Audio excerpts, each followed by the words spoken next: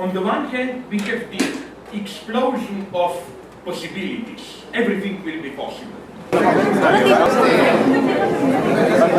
For example, those who deal with computers tell us that we will be able soon to achieve immortality by becoming a software program, just surviving by downloading ourselves from one to another computer. But in social economic matters, almost any radical change becomes impossible. Like, you want to change taxes a little bit, impossible, the capital will fly away and so on. Or more money for healthcare, impossible, we will lose competitivity and so on. You see this contrast. At a certain level, almost everything becomes possible. At social economic level, when you propose radical change, the usual answer you get is, do you want Gulag? The first is radical collective plan equals, at the end, Gulag. Compañeras y compañeros, I'm so sad.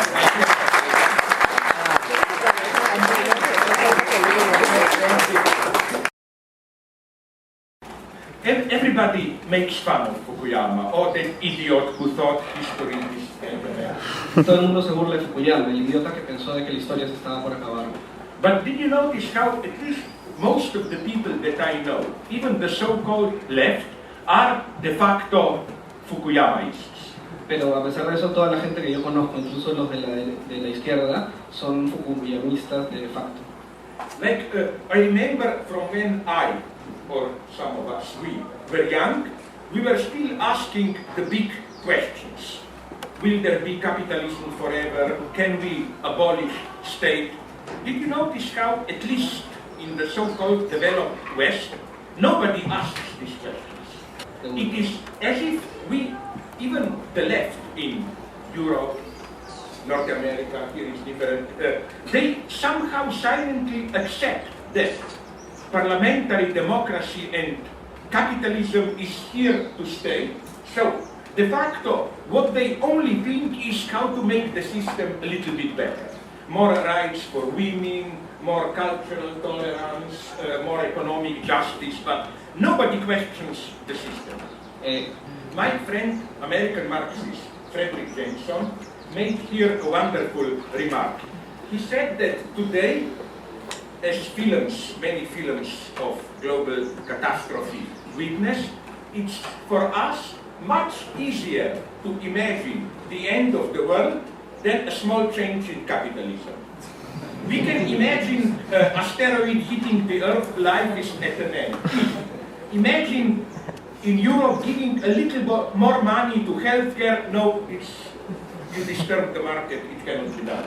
So we have this universe, the only Fukuyama universe. The only serious question for me is, should we accept this frame so that in the long term all problems can be solved within this liberal capitalist frame? More tolerance, more whatever, or are there antagonisms, problems which cannot be solved within this frame? And this is all of my communism. I think there are problems and that cannot be solved within this frame, and I think that the true utopia is that things can go on indefinitely the way they are. And last thing, maybe crucial, new forms of apartheid. I think capitalism can no longer sustain, as Marx thought, legal equality. More and more capitalism needs new forms of apartheid, new walls. There are people who are inside, there are people who are outside. Here, of course, I radically disagree. I think that more than ever, our daily life is totally impregnated by ideología. Yo no coincido con esa idea. Yo pienso que más que nunca nuestra vida cotidiana está impregnada completamente por la ideología. This is, for example, why Hollywood interests me. Let me briefly mention two films which apparently have nothing to do with ideology. Batman Returns and Kung Fu Panda. If you saw Batman, did you know strange. At the end, they, Batman and his friends, decide that, when they discover that the district attorney is really the murderer, they say if we make this public, it will ruin the trust of the people into the government. So Batman takes upon himself the murders so that the public face is saved, public authority. In other words, the thesis of the film is this is the real message of the film for me. Lie is necessary for the system to survive. It's a rehabilitation of the public lie. Or the Kung Fu Panda, the stupid cartoon. Did you notice something strange? On the one hand, the film evokes all that pseudo-orientalist mythology, Kung Fu, Buddhism, faith, heroism, all this oriental mystique. But at the same time, if you saw the film, you know this, the film makes fun of this ideology. All the time you have cynical, ironic remarks.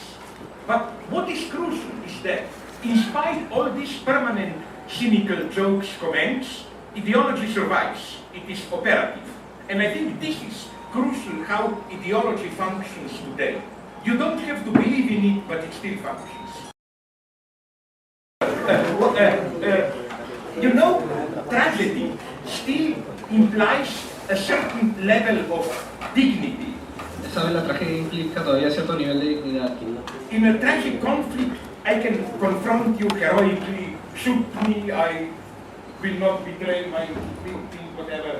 En un conflicto trágico puedo confrontarte heroicamente, dispárame, no dejaré mi... But when things go really horrible, pero cuando las cosas van realmente mal, you are beyond tragedy. Está más allá de la tragedia. What went on in Holocaust, for Lo que example, pasó en el Holocausto, por ejemplo, many other things in Latin America, elsewhere in the past, y muchos otros casos en Latinoamérica en el pasado, beyond tragedy. Está más allá de la tragedia. And it's a strange comedy. It's not a comedy where you laugh. Y es una comedia extraña, no es una comedia en la que te ríes. But it's a comedy in the sense of, in a way, total ridicule, where you cannot even accept it as real, what is happening. Es una comedia en el sentido de un ridículo total, que no puedes aceptar lo que está sucediendo como realidad. Here things are very subtle. Aquí las cosas son muy sutiles. For example, did you see the film? I don't like it too much. Did you see the film of Roberto Benigni, La Vita è Bella? Por ejemplo, ¿vieron La vida es bella de Roberto Benigni? I think at the end it's totally wrong. Creo que el final es totalmente equivocado. Why? Because at the end it gets tragic, sentimental. Porque The child learns how his father sacrificed and so on. ¿Por qué? Porque al final se vuelve trágico y trágicamente sentimental. El niño se entera de que su padre se ha sacrificado por él. Would you agree with me if I propose you how to change the film to make it really desperate? ¿No coincidirían conmigo si es que les propongo una forma de cambiar la película para que sea realmente desesperada? Imagine the same story. You know, the family is father and son are arrested, taken to Auschwitz in order to conceal, hide the horror from the child. Father invents the story that this is not really a death camp, but just a big competition. If you leave, you can leave. If you want to leave, but if you stay there to the end, you will get a big prize. That's the story father tells the son. Wouldn't it be a much more desperate film if, at the very end, just before he is shot, the father would have discovered that the child, his son, knew the truth all the time, but just pretended to believe him, not to disappoint him. I think that if you look closely, all these problems are problems of what Marx called commons. Commons in the sense of our common field, what we share, what belongs to all of us as the basis of our being. Ecology is about environment as something shared by all of us. Biogenetics is about our common inheritance. Intellectual property is our commons.